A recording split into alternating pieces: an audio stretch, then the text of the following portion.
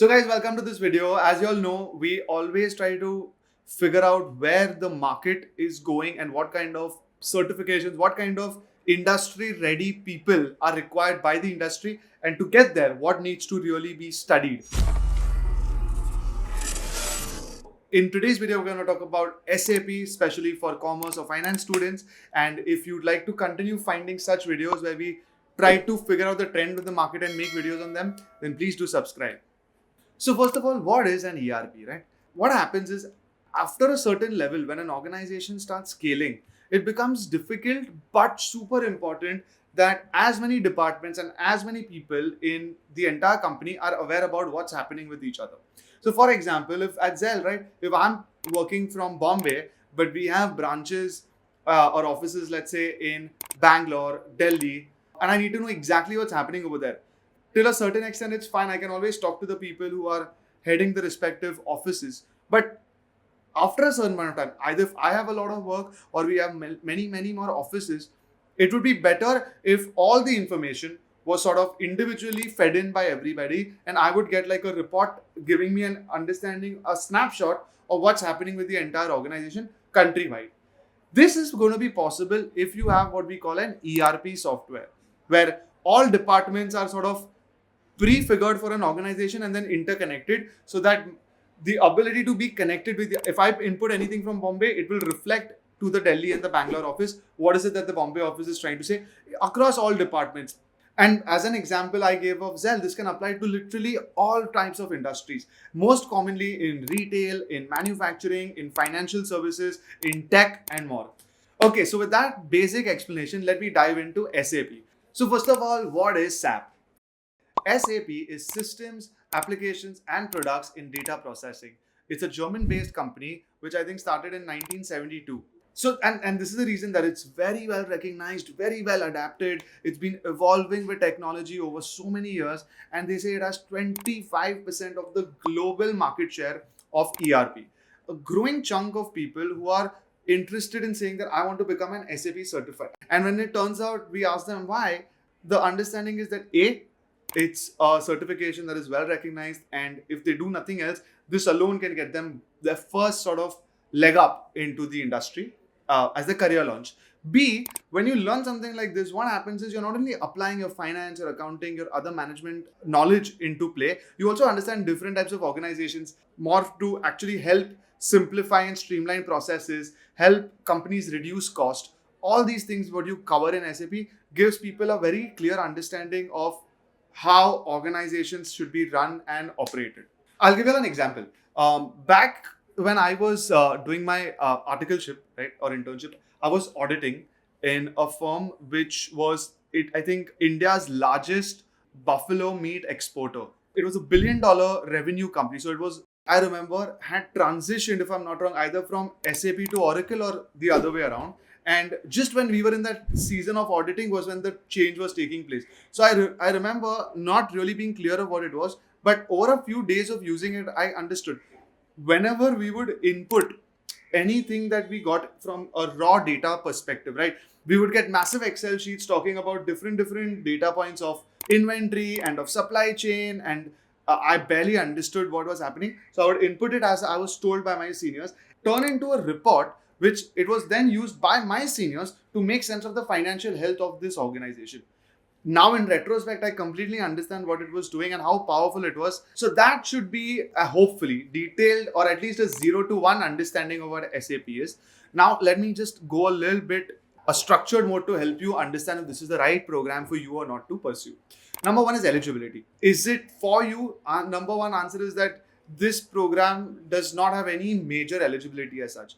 It's recommended that you complete your graduation or have a couple of years of experience in one of the fields I'm going to talk about.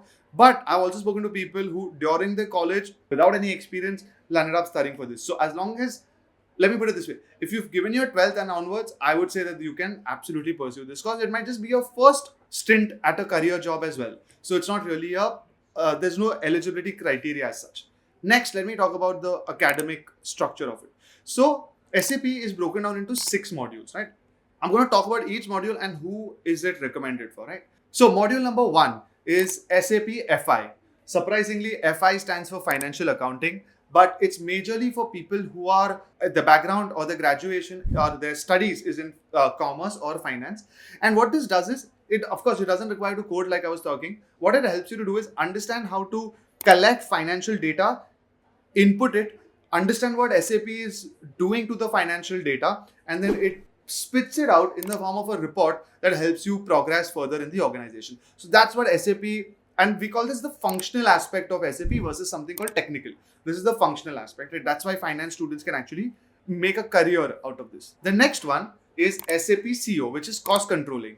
Now, what this exactly what it sounds like, provides a detailed analysis on how to control or what to control in costs and in turn the profitability of it. Next is SAP SD, which stands for sales and distribution, which is to do with, again, exactly what it sounds like, right? I was just read it in my accounts book or in some book and make an assumption of what it is, but it's literally what it sounds like. When you want to, if you are, like for example, if you remember when those fidget spinners were like really the hype, the companies which are manufacturing it was selling it worldwide. It's not possible to actually just do that because there is sudden demand in the market, right? You have to have the ability to say that, okay, once the fidget spinners are produced based on what you expect the demand to be, there are multiple ways. Everything has to have a cost, everything has to have a profitability margin, everything has to have the right amount of inventory. All this is technically what flows into the sales and distribution of it. So this is SAP SD. Next is SAP MM, which is material management.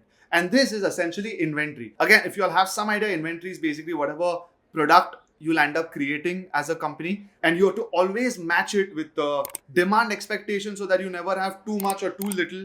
You have to manage it with cost so that your eventual company is profitable. All of this is, again, what you can streamline for an organization through SAP MM module. The next one, which is for tech students, is called SAP ABAP, which stands for Advanced Business Application Programming. And this is more to make custom applications for organizations. The last one is called SAP ARIBA, which is actually into supply chain.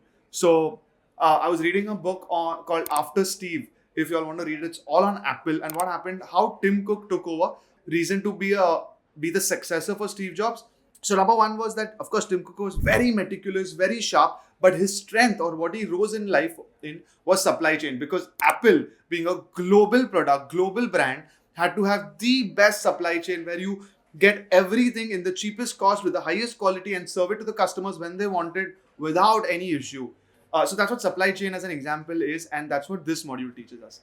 Now, from these 6 modules, right, you first of all can pursue any or all, it's on us. But for our audience, right, which I know are more into the whole commerce or the whole finance field, you can choose any of the first 4, and within them also, you should probably aim at FI, which is financial accounting, CO, which is cost controlling. You can further maybe look into things like material management.